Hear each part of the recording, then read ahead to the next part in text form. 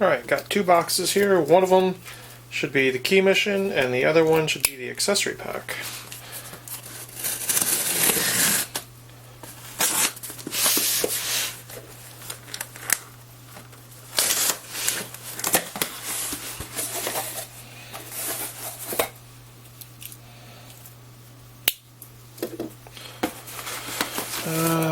Accessory Pack. If you pre-ordered the camera, you would have gotten the Accessory Pack. Comes with the system case, tripod, extension arm, and an extra battery.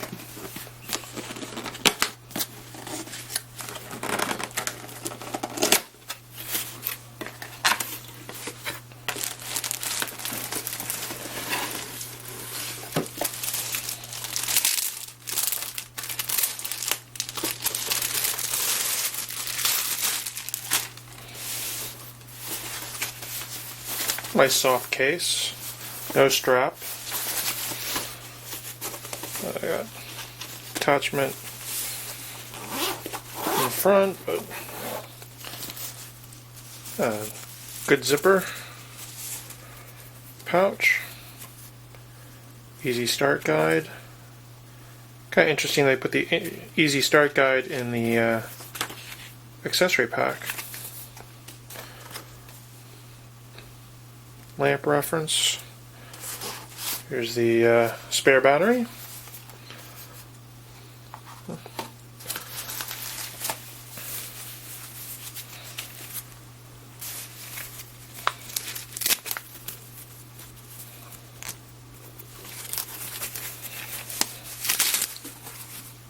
That worked well. What is this? Extension arm manual. It's pretty light, foamy grip, feels hollow.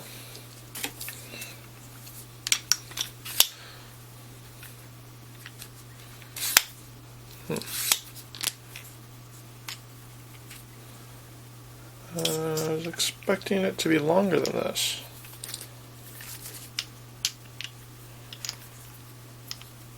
We'll see what else is here.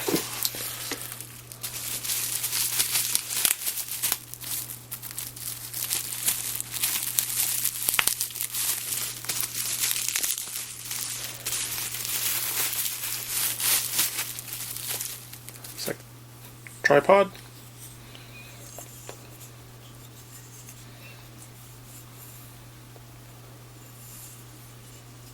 Ball head. You can actually attach this to the extension arm. Let's see. What else is here? And a travel case for something.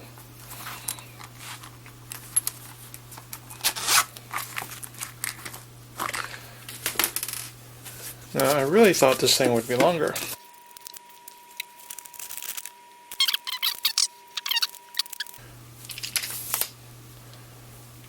Pretty good long-ish length. Well, I read online it's 4'9" total height. Standard 1/4 screw tripod mount. Well, this is, let's see, actually, let's look at the battery. ENEL12.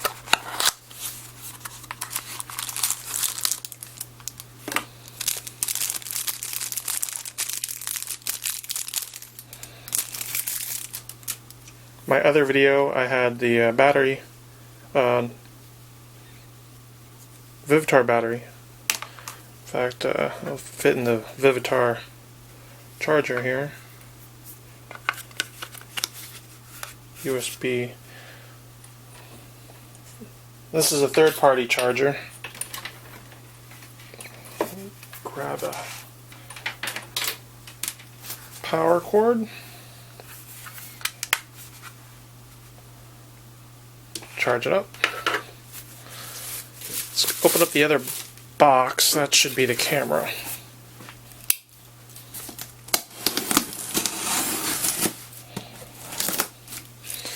This is a big box for such a small camera. I don't know why they package use a big box for a small camera.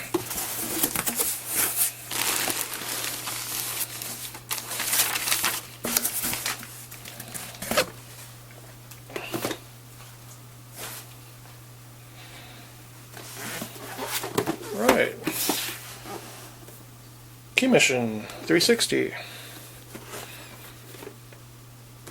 SnapBridge 360 and 170 uses the same app.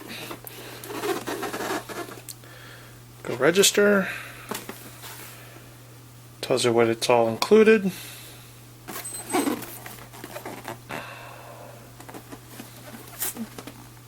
Let's open it up.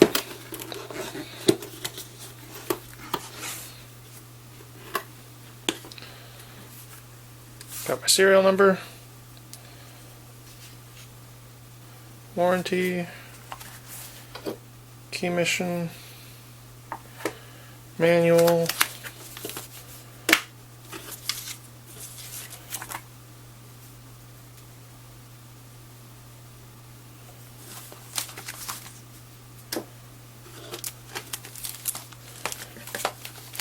cardboard,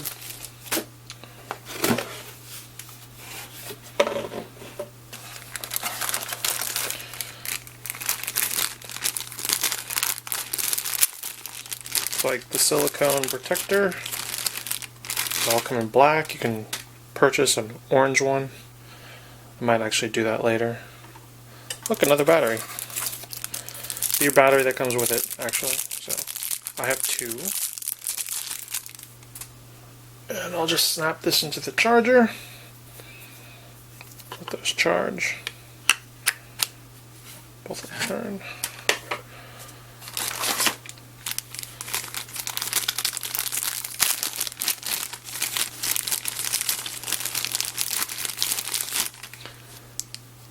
One plate with 3M sticky.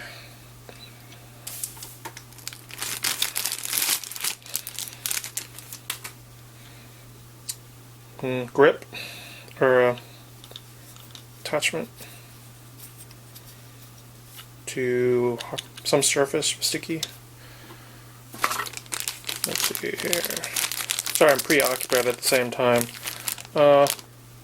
USB, micro USB cable. Get a power brick, wall wart. I won't be using that. Got enough of those.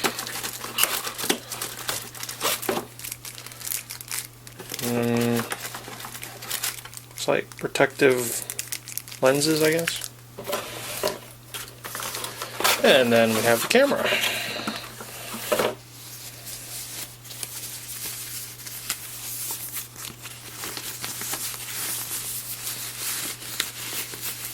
And I get fingerprints all over it.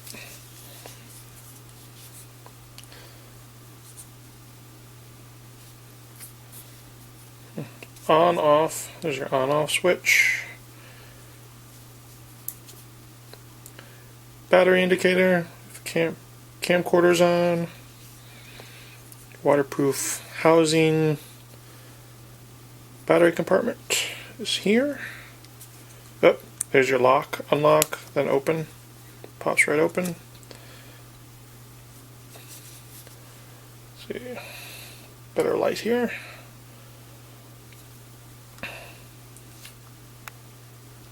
See if HDMI, looks like the micro SD card, and you got your micro USB port here in the battery, and looks like a Wi-Fi on-off switch. Interesting.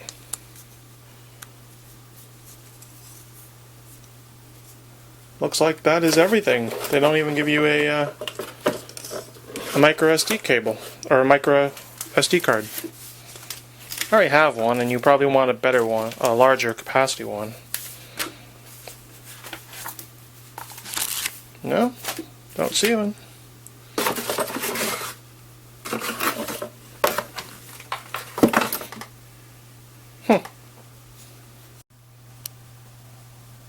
Okay, so I couldn't find a micro SD card in the box. I'm not too concerned because I'm going to use one of mine. I normally use one of mine anyway. I'm using I have one already in my bag, so I'm going to use this Samsung 64 gig Pro Plus. It is a U3 because you needed fast data transfer for the 4K. You know, class 10 isn't going to do it. A U1 isn't going to do it. U3 or higher will. So I'm going to put this in. Hey, first try. And since the batteries are still charging, since I just got it, I pre-charged these Vivitars the other day for my other video. These are all set. They came pre-charged, so I don't know how long it takes to charge these things. We'll figure that out later on. Contacts go on the right, looks like. Push the spring over. There we go. We slide the lever to close, and then relock. 2 locks to get this thing open since it is water resistant. So, let's see. Camera on. Ooh, hello. It's flashing at me. So, not bad. Anyway, let's get this thing paired and see how it works. Okay, never mind. I'm not going to show you how to pair it. It took me forever to pair this camera to my phone, so I'm just going to scrap the video. For some reason, it just wouldn't pair. Pairing was unsuccessful, and it took me 10 minutes to pair it. When I finally paired it, it paired with Bluetooth. To turn it on is fine. To do controls, it required Wi-Fi, and I had a hard time finding the Wi-Fi password. The default password for this camera wasn't in the notification pop-up, and I couldn't find it in the instruction manual. It's probably there, I just couldn't find it. I had to look in the settings, and luckily it wasn't starred out. So I entered the password, played with camera for a while, decided I didn't want the SSID, so I wanted to change the SSID because I didn't want, you know, it to look like a camera. So I changed it, and then I had to repair it again, and I couldn't do that. It took me another 15 minutes. So anyway, I think the weakest link for this camera would be the software. And if you've ever used your phone to remote control a camera, any camera, either a Theta M15, a Theta S, this little HTC Re, they'll pair it to the phone. You have to pair it. It has to connect.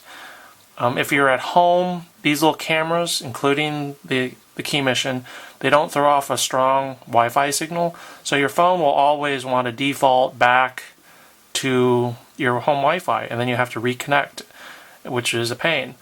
If you're out and about taking pictures and you're not at home, you're not connected to an actual Wi-Fi, you'll find the camera fine, no problem. This camera has a default of a 30-second disconnect. You can change that to 1 minute or 5 minutes. It's a convenience that way you don't have to always repair, but again, your camera is always on, it's always paired, and it's going to hurt battery life. And battery life on this camera, you really want 2 or 3 batteries. My other video, I bought two Vivitar batteries and a quick charger, and so I had 4 batteries, and so far I'm happy with the battery life. I've used 2 and it's charging pretty quickly, so I'm not having issues there. Just carry a lot of batteries with you. But that's the problem with this camera, I think, is the software. I had problems speaking of software, this when iPhone 10 came out, iOS 10, this camera wouldn't work, and I had a dead camera for about a month and a half before HTC updated it. And that was only, it was like a year between updates. So Nikon has to keep this thing up to date, and if they don't, if they come out with another camera or 2-3 years 3 generations later, this might be obsolete. You won't be able to use it. You might want to use their other remote. They have a physical remote that might actually work better. I haven't tried that out. But I do like the phone, and hopefully they'll keep it up to date. I might keep the extension arm. This, I don't know why I said it's 4 feet. It's actually a 2 feet, 4 inches, and change. It's the best way to carry this thing without always getting it full of fingerprints. I always snap it on, and I've been carrying it with the handle. I'm not too pleased with the tabletop tripod. It works. I mean, it does okay, but it's not my primary. I think I'll use my GorillaPod actually. But this extension arm is probably the best way to carry it. It's just awkward. I've actually accidentally taken some photos, and I've actually already taken a video of me carrying it and throwing it in my trunk because I didn't know I turned it on. I mean, a regular on button would be nice. To turn it on, you have to hit the power or the camera button, and it flashes, turns on, and you can turn it on with the video, turns on. You have to hold it down for 7 seconds to turn it off, but you know, I mean, turning it off is the hardest part when I'm not physically, if I want to do it from the phone, I can't. You have to physically tap it to turn off. The software works alright. I mean, the 360 software isn't the best, but you can still use, it's cardboard compatible, so I have it in my ViewMaster here, and it turns out okay when it's in there. Video quality, I'll let you be the judge. I'll add some links after this video or below to some sample shots that I've taken with it. But overall, it's pretty much okay.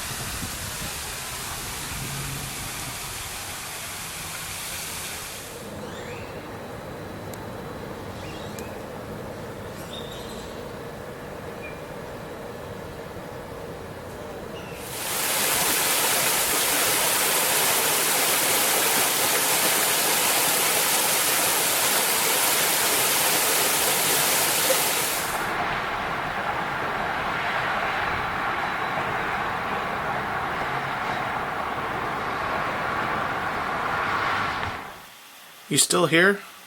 It's the end of the video. Thanks for watching.